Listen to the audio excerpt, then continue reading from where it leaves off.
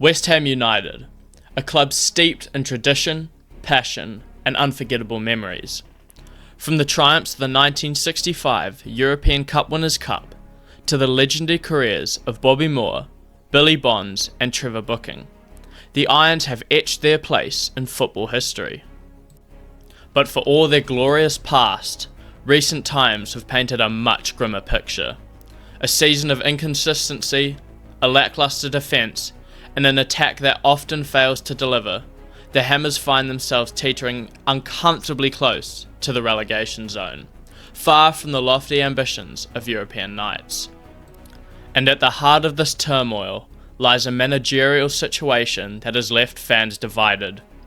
Questionable tactics, uninspiring pep talks, and a manager seemingly out of his depths have only added fuel to the fire. But that's where we come in. Welcome to my football manager journey with West Ham. We're going to rebuild this club from the ground up, restore pride to the East End, and bring glory back to the Hammers. It's time to make West Ham massive again. Breaking news out of East London. West Ham United have announced the appointment of FM Fanatic as their new manager, replacing the under fire Lopetegui. After a string of poor results and mounting pressure, the club has decided to take a bold step in a new direction. Alright, first things first, we need to see what we're working with. Starting from the back.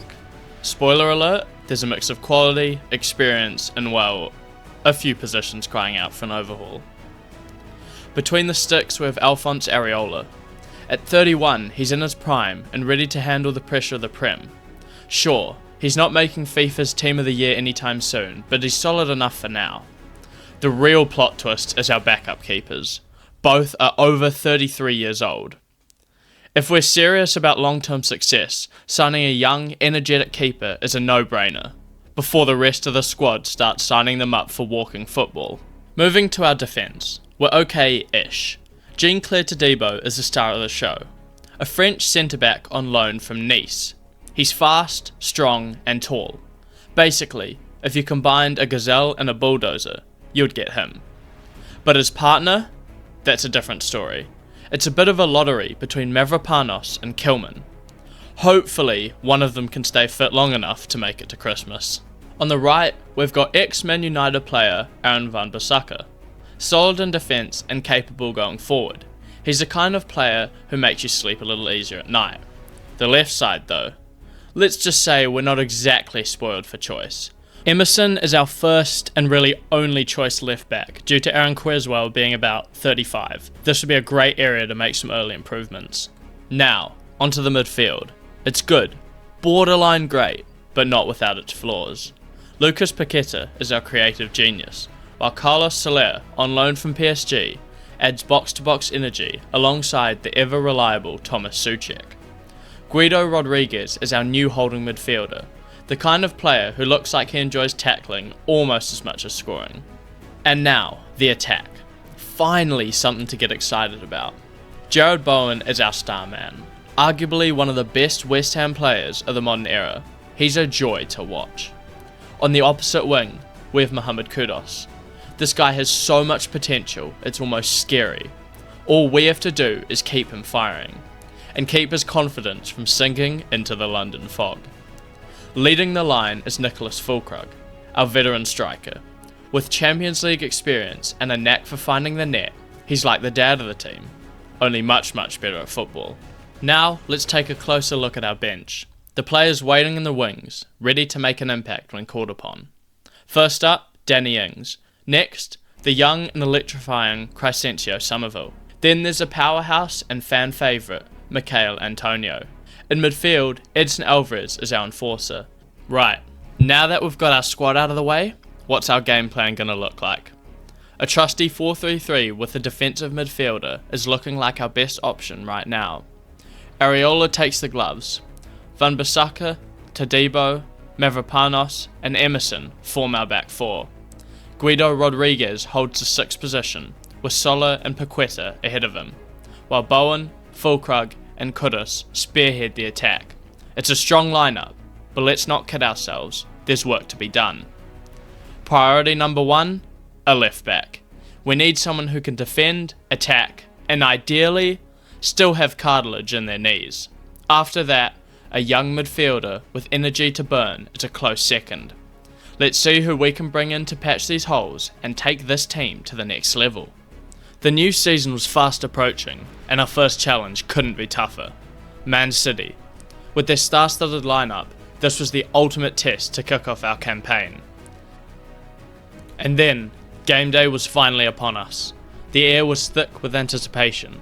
Manchester City, reigning champions, title favourites, and a team with the kind of firepower that could give any manager nightmares, stood between us and a dream start to the season. Despite the tough challenge ahead, I made a deliberate choice to keep our team unchanged. Before the match, I gathered the lads for one final talk. The message was simple: we've got nothing to lose. They expect us to roll over, but we're West Ham.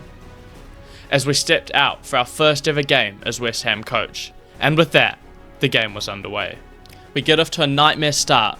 Thomas Souček absolutely gifts Erling Haaland a goal to put the champions 1-0 up, but we fight back with a set piece, and after a great routine, Emerson makes it 1-1. But this is City we're talking about. Phil Foden gets onto a dangerous ball, who dinks it in, and you know who scores at the back post: Erling Haaland. We keep fighting though. Paqueta finds Kudus on the wing, who whips in a lovely ball for Bowen to hit and Füllkrug to score the tap in. It's 2-2, and our hopes soar even higher as Emerson wins a great interception which falls to Bowen. He beats a few, shoots, and it's 3-2 to West Ham. Can you believe it? But we may have ridden our luck a bit as Doku receives it on the wing, cuts inside, finds De Bruyne, who cuts it once more to Nunez, and it's 3-3. All things considered, a 3-3 draw against the champions is a great way to start off our season. But there are negatives. Van Bissaka and Emerson have both picked up injuries which will see them out for the next few games. Our squad depth is already being tested, and I'm honestly not sure if we have what it takes. As in our second game of the season against Fulham, Creswell and Soufal come in to replace Emerson and Aaron Van Bissaka. Not entirely sure that these players are going to be good enough. Apart from those two changes, the lineup remains the same. Morale is high starting the game, and Aaron Creswell sees a deflected ball across the box fall to Füllkrug, and we lead by 1. However, our lead does not last very long at all, as Reece Nelson sprints down the wing, cuts inside and whips in a ball to Adama Traore at the back post, who heads it home to make it 1-1. But then in a surprising turn of events, the ball's whipped in and Raul Jimenez darts around his defender and headers it home to make it 2-1 to Fulham. But in the 91st minute, Carlos Soler drives down the wing, dinks in a ball, and guess who's there? Michail Antonio to level the scores at 2-2. All in all, a pretty disappointing result in the second game of the season. Although we came away with a point, I'm not entirely sure we have the squad depth in order to compete in the Premier League. Our injury woes continue as Kudus gets injured in the Fulham game, leaving him out for our next game against Everton.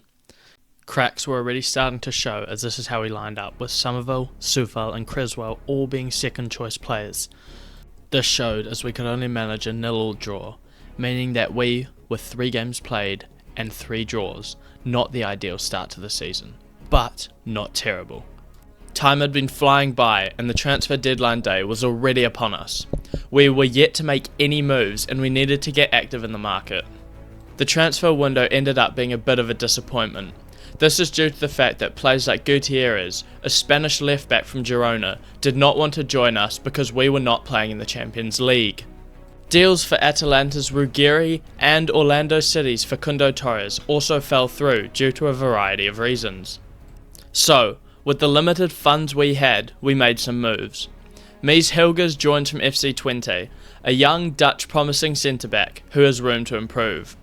Another Dutch player by the name of Owen Vignal then joined from Ajax. He provides cover for the left-back position and should offer much more depth than Aaron Creswell could.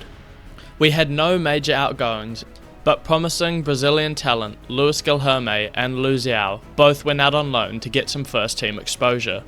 And with that, the transfer window came to a close. All in all, our squad looked decent. We just needed certain players to remain injury-free in order for us to get the best results we could. With a few transfers coming in the door, our squad looked strong and had a lot of depth to it. Our next upcoming games are against Wycombe Wanderers in the Cup, Nottingham Forest, Ipswich and Leicester. Ideally, we pick up 9 points from those 3 Premier League games, but you never know. I'll be happy with 6. And that's where we're going to leave it for the first episode. I really hope all of you guys enjoyed. This is my first time ever doing anything like this, and I'm trying my best. It'll only get better as I put more time into it. Thank you guys so much for watching, and I'll see you in the next one.